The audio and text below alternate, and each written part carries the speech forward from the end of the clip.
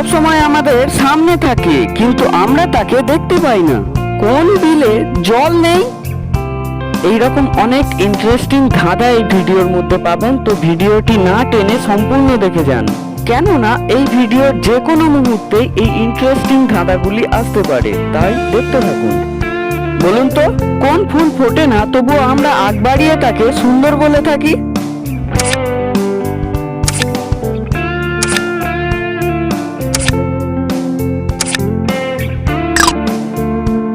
কি আপনি উত্তরটা পারলেন? এখানে সঠিক উত্তর হবে বিউটিফুল। আপনি বলুন, হতভাগা কোন ফুলের নাম আমরা উল্টে লিখলেও সেটি একই হয়?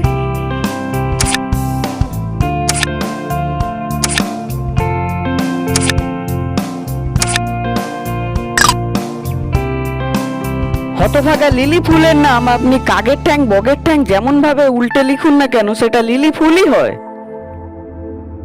হতভাগা আমি তুলার মতো হালকা, কিন্তু আপনাদের মতো পালোয়ানরাও আমাকে 5 মিনিট ধরে রাখতে পারে না। বলুন তো আমি কে?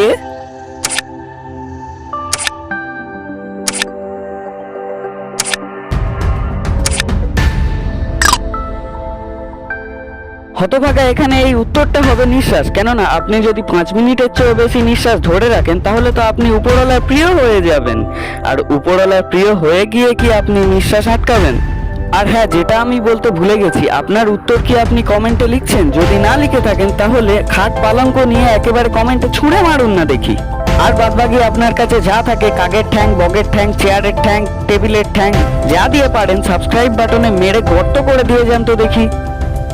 আলুর মায়ের 3টি ছেলে, একটির নাম পটল আর একটার নাম লঙ্কা, তো আরেকজনের নাম কি হবে?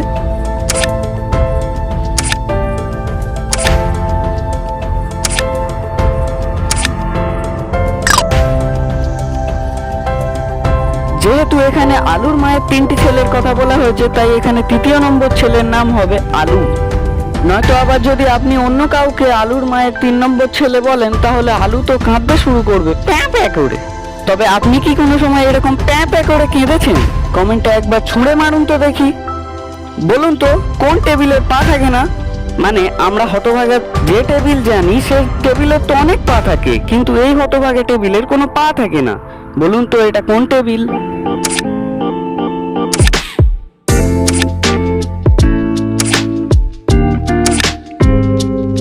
উত্তরটা কি আপনি পারলেন না? এখানে সঠিক উত্তর হবে ভেজিটেবিল। আপনি আবার স্বপ্নের মতো ভেজিটেবিলের পা দেখে ফেলেননি তো? দেখে থাকলে অবশ্যই কমেন্টে ছুঁড়ে মারুন তো। কোন বিলে জল থাকে না? মানে সব বিলেই তো জল থাকে, কিন্তু এ কেমন এমন নবাব বিল যার মধ্যে কোনো জলই থাকে না?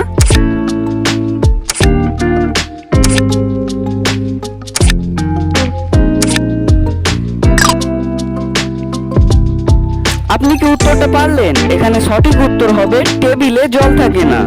আপনি হয়তো মনে করতে পারেন যে টেবিলের উপরে তো জল থাকে, কিন্তু আমি বলেছি টেবিলের মধ্যে জল থাকে না। আর এই আজকে শেষ প্রশ্ন, কে সবসময় আমাদের সামনে থাকে কিন্তু আমরা তাকে দেখতে পাই না?